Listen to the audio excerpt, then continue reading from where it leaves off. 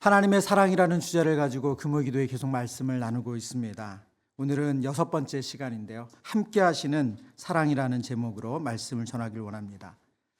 인간은 본질적으로 관계적인 존재로 하나님 만드셨습니다. 다른 사람과의 관계 속에서 우리 자신의 존재를 확인하고, 그리고 관계가 단절되거나 우리가 외로움에 빠질 때 깊은 아픔을 경험하는 것이 하나님 만드신 인간입니다. 하나님 만드신 세상을 향해 보시기에 좋았더라고 하나님께서 창세기 2장에 말씀하셨죠. 그런데 좋지 않은 것이 있다고 말씀하십니다. 그것이 바로 사람이 혼자 있는 것이었습니다. 그래서 창세기 2장 18절에 사람이 혼자 있는 것이 좋지 아니하니 라고 말씀하십니다. 모든 동물들은 짝이 있는데 그 한 사람 아담에게는 짝이 없었습니다. 그와 교감할 사람이 없었어요. 그러면서 하나님께서 인간이 관계 속에서 자신의 존재와 의미를 발견할 수 있도록 그에게 맞는 짝을 만들어 주십니다. 뿐만 아니라 하나님은 삼위일체로 존재하시죠. 이 놀라운 신비는 하나님의 존재 방식이 혼자가 아니고 공동체적이라는 것을 알려주십니다. 인간은 처음부터 함께함으로 안정을 누리는 존재로 만들어졌습니다. 그렇기 때문에 함께한다는 것은 인간에게 가장 큰 위로이고 사랑의 표현입니다. 서로의 짐을 나눠주고 단순히 곁에 있어주는 것만으로도 우리는 깊은 위로를 받습니다. 그런데 인간의 이 모든 것이 깨어지는 일이 발생을 했죠. 하나님으로부터의 독립선언입니다. 내가 하나님이 되고자 하는 마음, 이 죄가 인간의 모든 인간관계를 끊어놓았습니다. 하나님과의 관계를 끊어놓았고 인간과 인간 사이를 끊어놓았습니다. 죄를 지은 창세기 3장의 인간의 첫 번째 모습은 하나님을 피하여 숨는 것입니다. 함께 해야 할 하나님으로부터 스스로 멀어지는 것이 죄인의 모습이에요.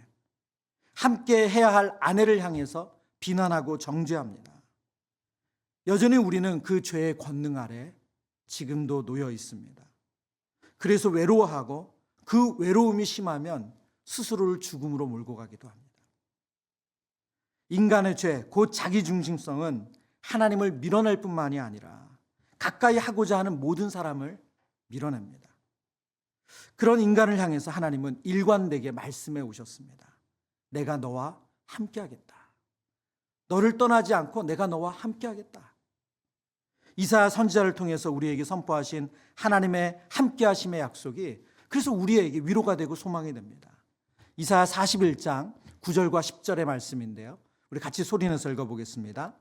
내가 땅 끝에서부터 너를 붙들며 땅 모퉁이에서부터 너를 부르고 내게 이르기를 너는 나의 종이라. 내가 너를 택하고 싫어하여 버리지 아니하였다 하였노라. 두려워하지 말라. 내가 너와 함께함이라. 놀라지 말라. 나는 내 하나님이 됨이라. 내가 너를 굳세게 하리라. 참으로 너를 도와주리라. 참으로 나의 의로운 오른손으로 너를 붙들리라. 아멘. 이 말씀은 하나님을 배신하며 음란하게 우상을 섬겼고 하나님의 다른 열방을 의지했던 그 배신 행위를 일삼았던 이스라엘을 향해서 하나님께서 그들을 심판하시고 그들의 심판의 궁극적인 목적이 그들을 돌아오게 하는 것이다 말씀하시면서 이 말씀을 하신 것입니다. 내가 너와 함께함이라. 놀라지 말라. 나는 내 하나님이 됨이라.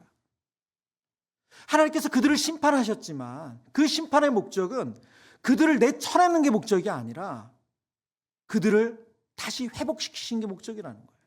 그들과 함께 하심이 목적이라는 거예요. 너희는 날 떠나고 날 싫어하고 밀어내고 나 아닌 다른 우상과 다른 나라와 함께 짰겠지만 나는 너희를 버리지 않는다. 나는 너희를 끝까지 함께 하길 원한다. 이것이 이사야 41장의 메시지입니다. 두려워하지 말라. 내가 너와 함께함이라. 놀라지 말라. 나는 내 하나님이 됨이라. 내가 너를 굳세게 하리라. 참으로 너를 도와주리라. 그렇다면 하나님은 언제까지 우리와 함께 하시는 분이십니까? 예수님께서 제자들이 보는 앞에서 승천하시면서 그들에게 약속하셨죠. 볼지어다 세상 끝날까지 너희와 항상 함께하리라. 이 세상 여기 말씀하신 이 세상 끝은 단순히 육신의 생명이 끝나는 끝이 아니라 하나님 앞에서 영원한 삶을 약속하시는 말씀입니다. 오늘 우리가 읽은 요한계시록 21장은 그 함께 하시는 사랑의 완성의 모습을 우리에게 보여주고 있습니다. 우리를 위해서 예배해 두신 그 영원한 나라, 새 하늘과 새 땅을 창조하신 하나님께서 그 땅에서 우리와 함께 하심에 대한 모습이 어떠한지를 이렇게 말씀합니다. 본문 3절 4절 우리 한 번 더 다시 읽어보겠습니다.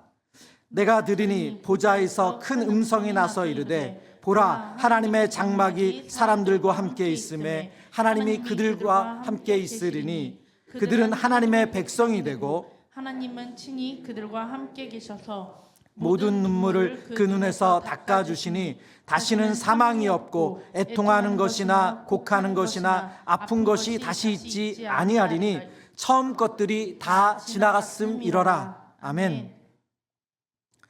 요한계시록 21장 3절 4절의 이 말씀은 우리와 함께 하길 원하시는 그 함께 하시는 사랑에 대한 완성의 모습을 보여주고 있습니다. 보라, 하나님의 장막이 사람들과 함께 있음에 하나님이 그들과 함께 있으리니 모든 눈물을 그 눈에서 닦아주시리라. 하나님께서 이 땅에서 우리에게 함께 하신다는 그 약속이 어떻게 궁극적으로 하나님 나라에서 이루어지는지를 보여주시는 완성의 모습입니다. 여러분, 사랑한다는 것은 함께 하는 것입니다. 사랑한다는 것은 그 곁을 떠나지 않는 거예요. 성도는 하나님으로부터 바로 그 사랑을 받은 자인 줄 믿습니다. 이제 그 하나님이 함께 하시는 사랑에 담겨 있는 영적인 의미를 우리가 함께 묵상하길 원하는데요. 그 첫 번째 모습은 하나님의 함께 하시는 사랑, 그것은 바로 하나님의 임재를 경험하는 삶을 말합니다. 오늘 본문 3절의 말씀을 제가 한 번 더 읽습니다.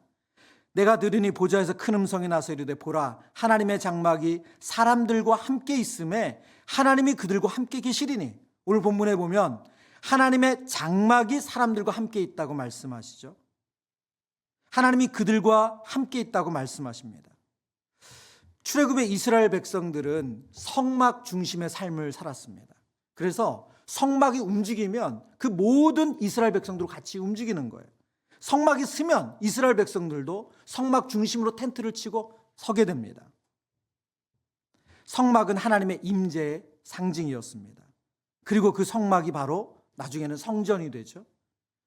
그러나 그 성막과 성전은 바로 한 분이신 예수님을 가리키는 예표적인 모습이었습니다.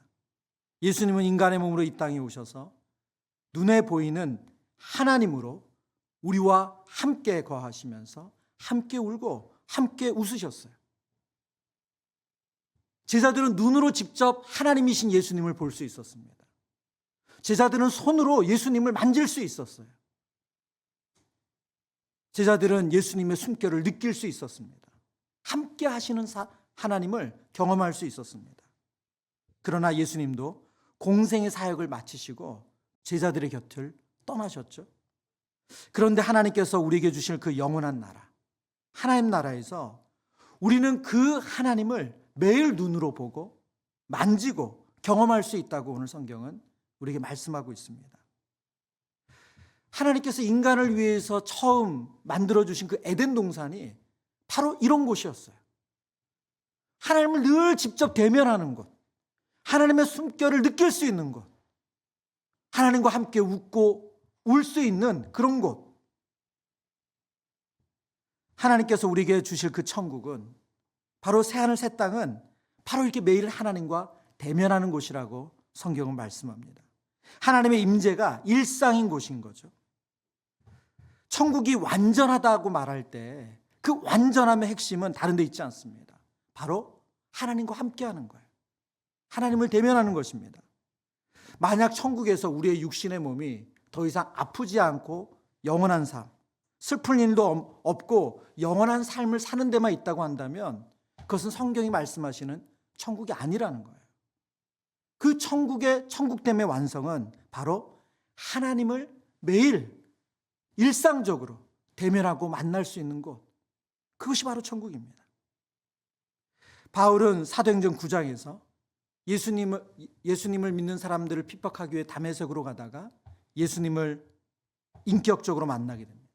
그분의 임재를 경험하는 거죠.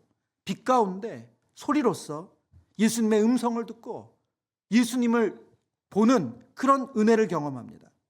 그리고 그날부터 그는 전혀 다른 삶을 살아가게 되죠.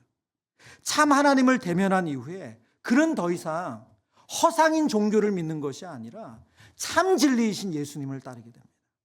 사람이 만든 종교, 율법을 지키면서 자신이 의로워지는 종교가 아니라 생명의 길로 인도하는 진리 안에 거하는 삶을 살아가게 됩니다. 우리는 이 땅에서 하나님의 영, 예수의 영이신 성령님을 통해서 그 하나님의 임재를 경험하며 삽니다. 만약 성도에게 이 은혜가 있다면 우리의 신앙은 죽은 신앙입니다.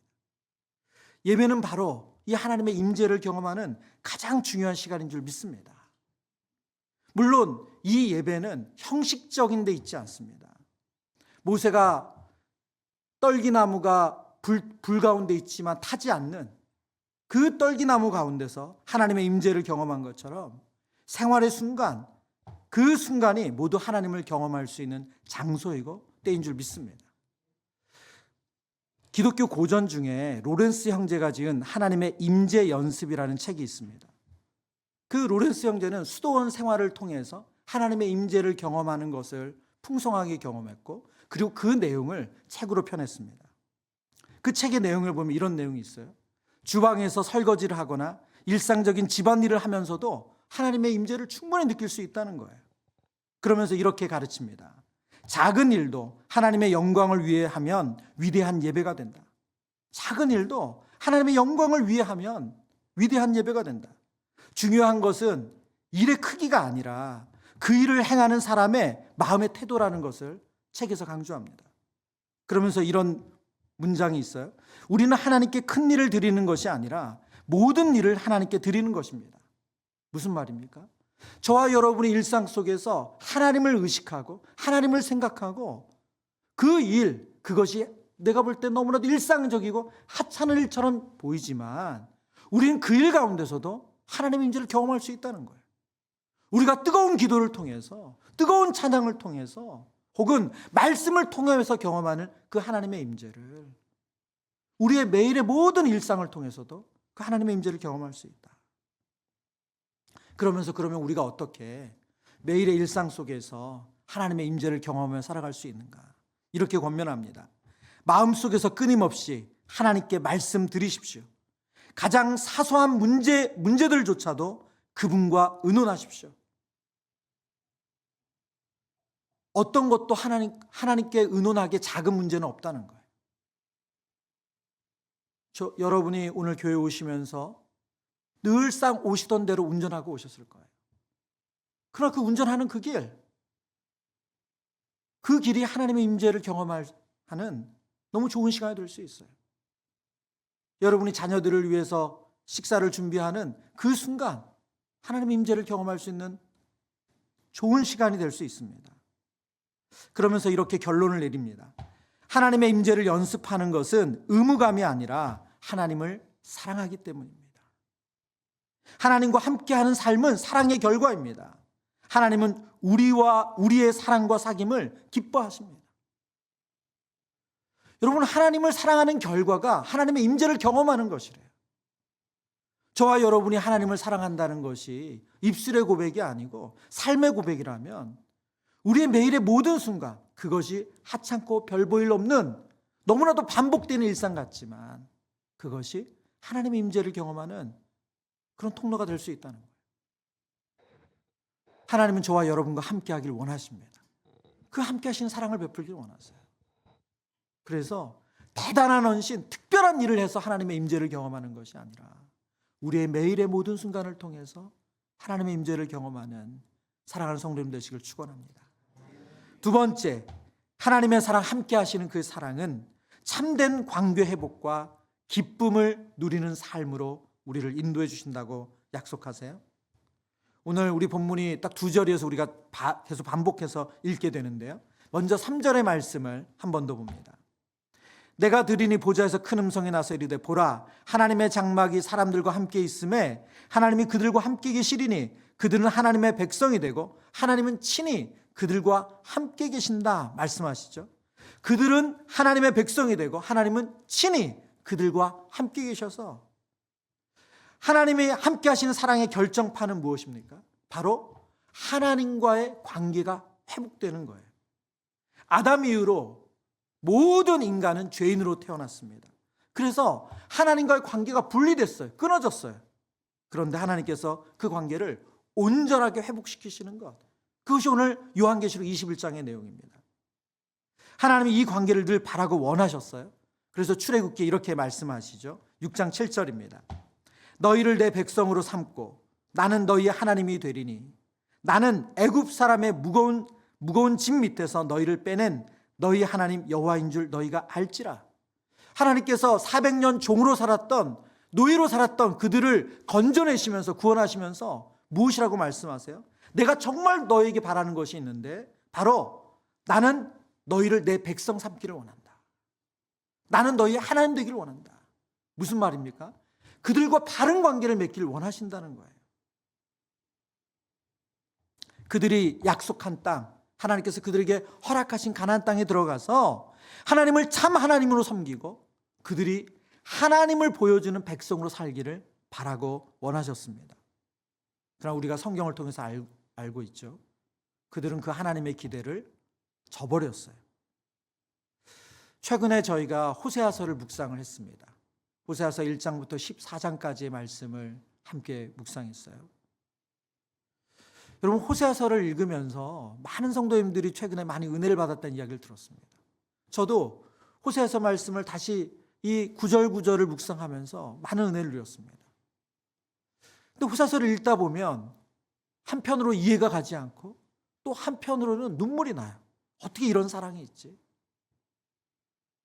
거룩한 하나님의 사람, 그 선지자 호세아가 부정하고 음란한 여인을 아내로 맞아들입니다.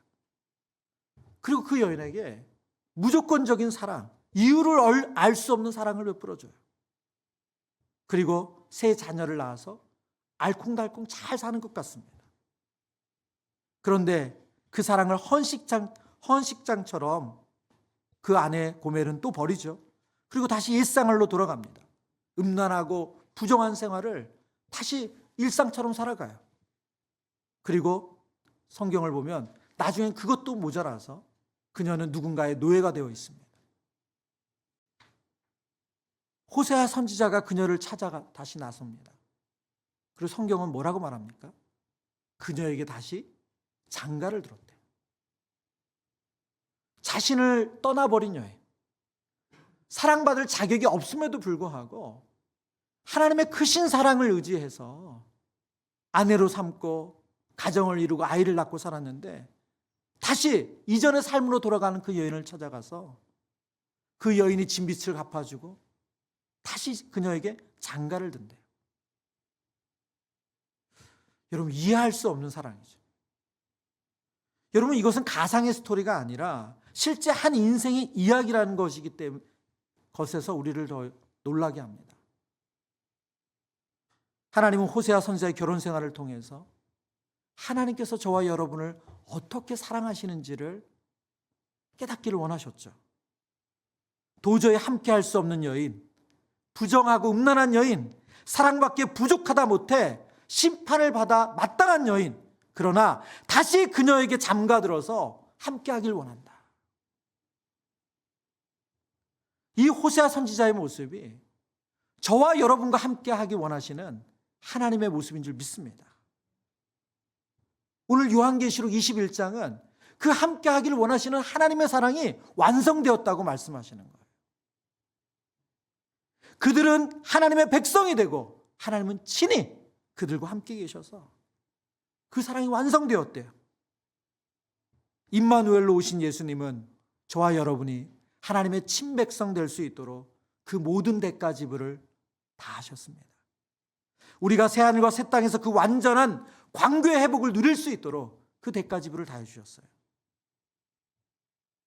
그리고 그 예수님은 우리가 하나님 나라에서만 그 관계 회복을 누리길 원하시는 것이 아니라 이 땅에서부터 그 관계 회복을 누리시길 원하신다고 말씀하십니다. 누가복음 15장에 두 아들의 비유가 나옵니다.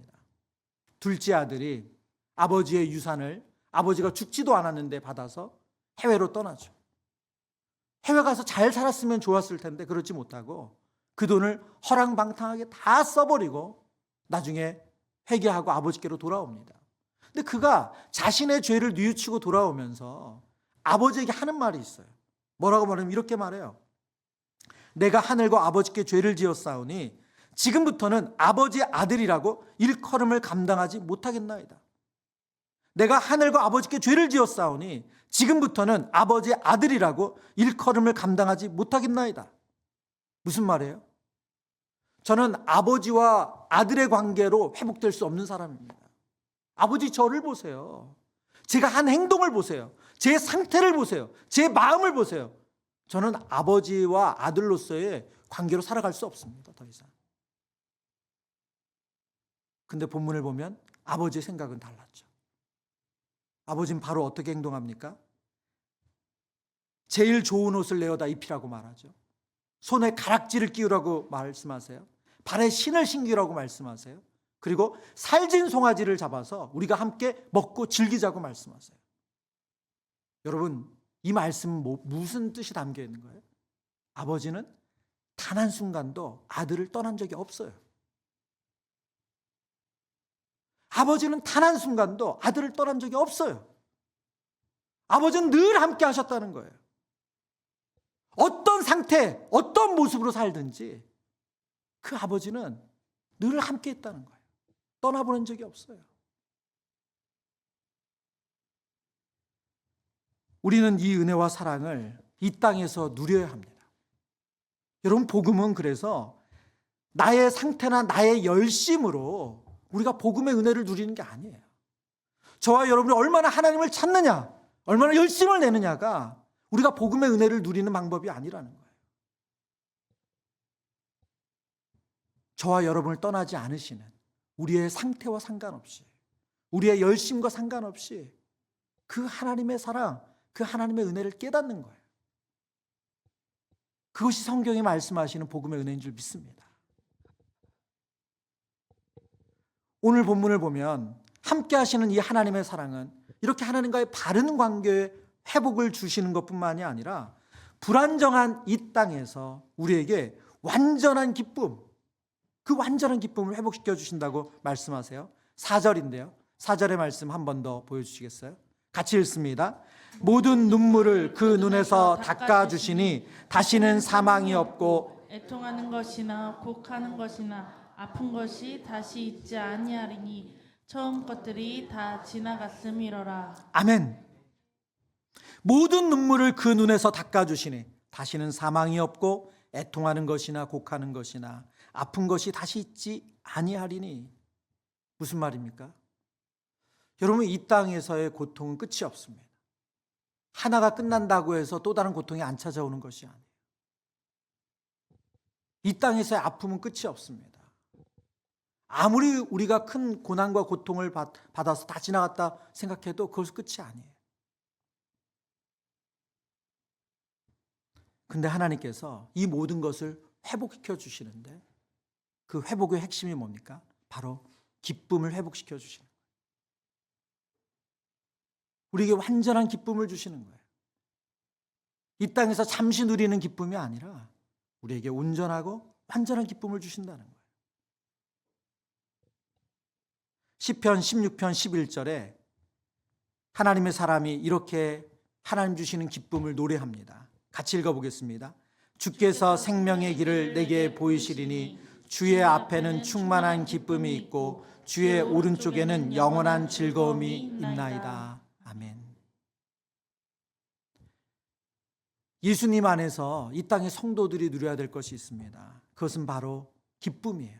하나님 주신 기쁨이에요. 충만한 기쁨이고 영원한 기쁨입니다. 이 기쁨을 누려야 된대요. 우리는 하나님 나라에서 이 기쁨을 누릴 겁니다. 잠시 성공해서 누리는 기쁨과 비교할 수 없는 이 기쁨을 누릴 거예요.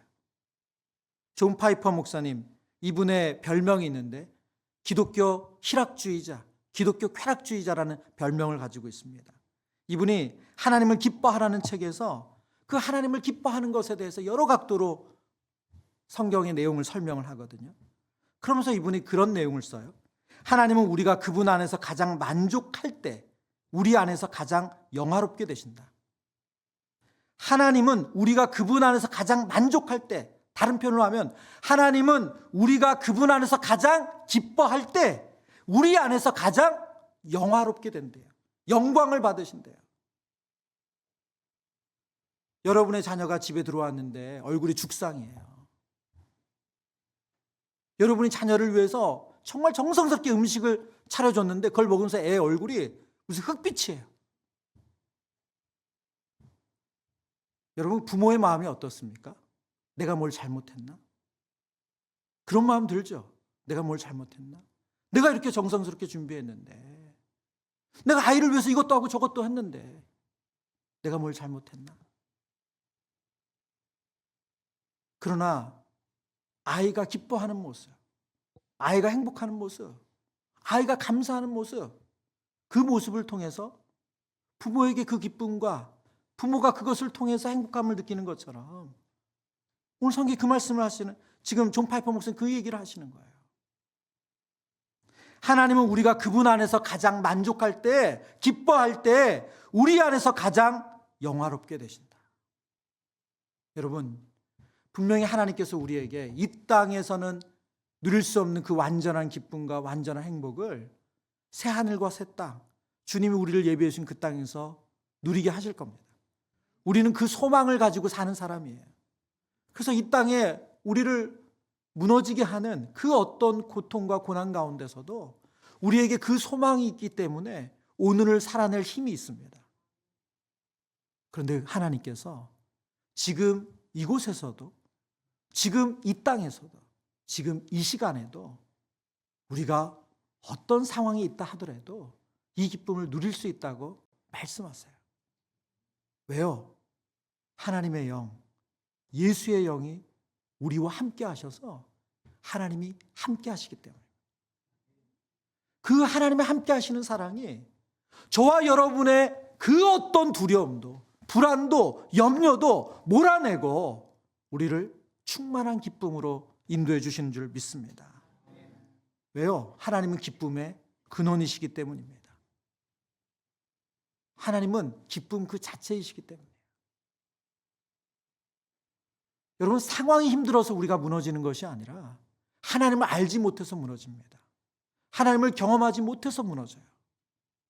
얼마나 힘든 일을 만나느냐가 우리를 무너뜨리는 것이 아니라 그 하나님이 누구신지를 알지 못하고 그 하나님의 임재를 경험하지 못하기 때문에 우리가 무너지는 거예요.